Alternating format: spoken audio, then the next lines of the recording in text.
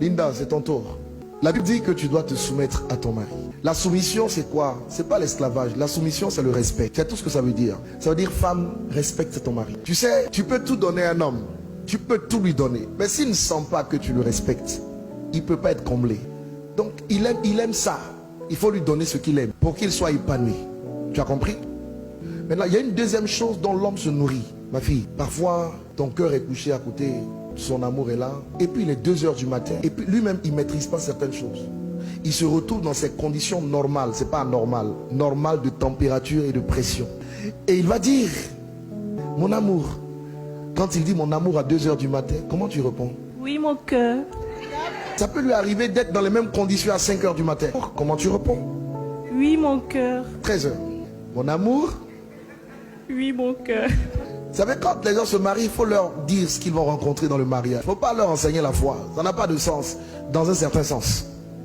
Même si la foi est nécessaire partout. Quand vous regardez les causes de divorce, c'est quoi généralement? Soit, madame dit, je ne veux pas aller avec monsieur. Bon, pour monsieur qui dit, je ne veux pas aller avec madame, c'est rare. Madame dit, je ne vais pas avec lui 1 an, 2 ans, 3 ans. Et vous avez la cause du sexe qui est la cause majeure. Une bonne femme dit oui à son mari. Et un bon mari peut comprendre que parfois sa femme est fatiguée. Donc l'homme, il se nourrit, lui, sur le plan psychologique, de ce qu'il voit. Toi, tu te nourris de ce que tu entends. Ça veut dire que tu dois t'arranger tous les jours pour être tout aussi belle que tu l'es aujourd'hui. Les cheveux toujours bien faits, le maquillage toujours bien à l'endroit, les sprays, les déodorants comme il faut. Tu dois toujours être prête pour accueillir ton mari. Quand tu sortiras de chez toi, tu es une femme mariée. Il y a des parties de ton corps qu'on ne doit pas voir, qui sont réservées uniquement à ton mari. Mais s'il te plaît, Linda, quand tu es à la maison, ne t'habille pas à la maison comme tu t'habilles dehors. Ton mari doit être capable de voir ce que personne d'autre ne voit. Une femme sage a 2 faces. Il y a la face du dehors et la face du dedans. Quand tu es avec ton mari chez toi, ma fille, s'il te plaît, ne va pas me mettre une robe qui part du cou jusqu'au bout des orteils. Arnaud doit voir que Dieu t'a donné de belles jambes.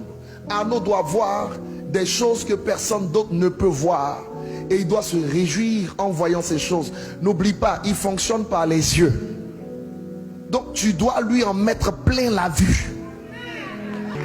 Une bonne femme a un vêtement dans la maison qui est différent du vêtement du dehors. Elle a même une 3e dimension.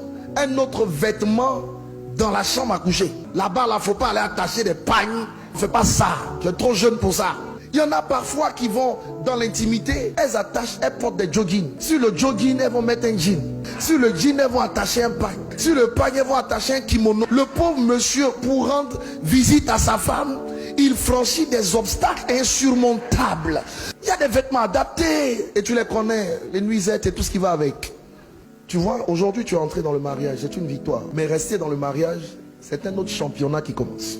Oui, il faut dire ça. Surtout quand elles sont chrétiennes, ils sont chrétiens.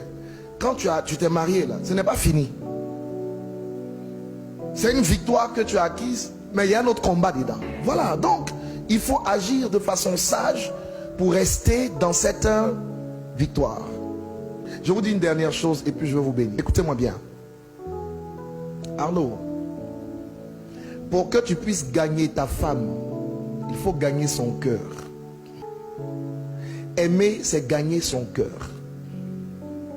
Et quand tu gagnes le cœur de ta femme, et si tu réussis à gagner son cœur, tu gagneras son corps. Ne cherche pas à gagner le corps si tu n'as pas gagné le cœur. Linda, tu veux gagner le cœur de ton mari? Ne cherche même pas à gagner le cœur. Gagne le corps et tu auras le cœur. On ne se marie pas pour être heureux. On se marie pour rendre l'autre heureux. Et si tu le rends heureux et qu'il te rend heureuse, vous vous rendez heureux. Vous êtes heureux.